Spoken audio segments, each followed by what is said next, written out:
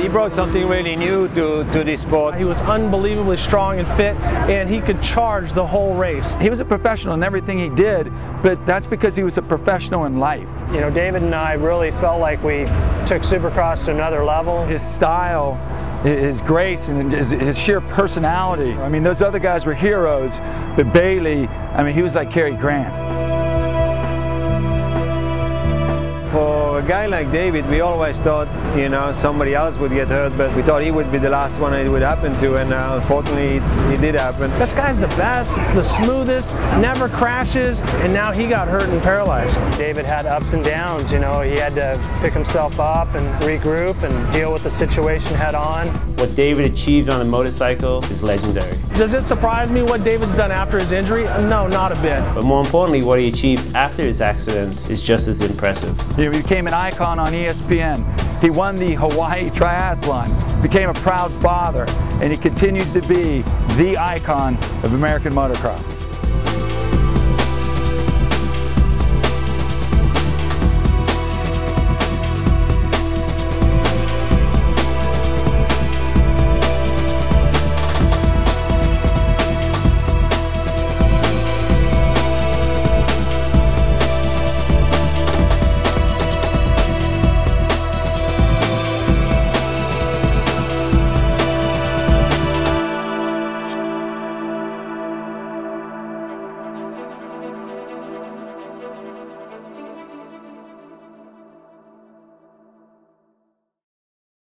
The first time I rode a motorcycle was out in the desert. I was about 8 years old, and all the grown-ups had gotten together and parked all the motorhomes, and so the kids would ride around the pit bikes, and I was already pretty good on my bicycle, I thought, but the first time I rode a motorcycle, there was something going on inside of me that said, you need to keep doing this, keep pursuing this, and I felt like I was going places, so I stuck with it, and I was having a good time and knew that I would end up reaching my goals. It was just a feeling that I had.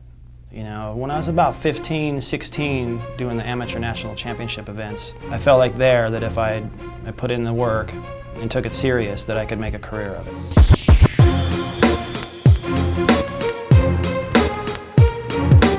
After signing with Honda in 1982, that's when things really started to take off for me, because I knew I was on the best bike with the best team, and a rider who had a lot to do with me even wanting to race in the first place, Roger DeCoster, was now my team manager. I think he was the first rider that really figured out that to slow down, to go faster. He figured that out before anybody else. And to make things better, the very next year, they signed Bob Hanna. So I had two of the people that helped me, besides my father, get involved in motocross to begin with. One's my teammate, one's the manager. That was the season, thanks to an injury from Bob, that I won everything. From there, I got the confidence to just keep on winning. Once you win one, you know you can do it again. So having a teammate over there like Bob early on, and then Johnny O'Mara, we started training, and which was a neat experience because it led to some training and things after motocross. And it's always important when you retire from something that was so big part of your life to have a little something else to do so you don't just fall off that cliff when you retire. It's unlikely you'll find a greater collection of talent than what Team Honda was in the mid-1980s. Bob Hurricane Hanna, Johnny O'Mara, Ronnie Lachine, and of course Ricky Johnson. Those guys were the New York Yankees of motocross.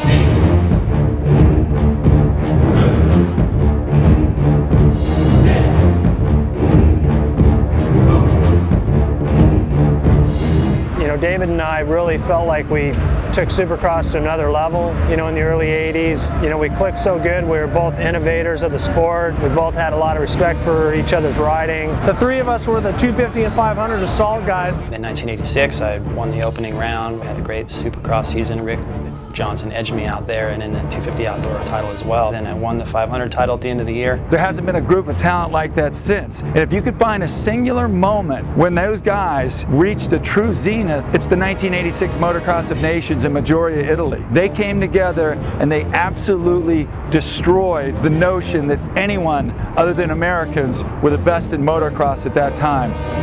Won the Motocross of Nations, we had a perfect score. Went home from that, got married. I mean, it couldn't really be going any better. Went over to the Ironman during a honeymoon and decided I was going to do that someday when I was through racing. Went home 2 months later, went over the bars, got hurt. Doctor says, you're never going to walk again.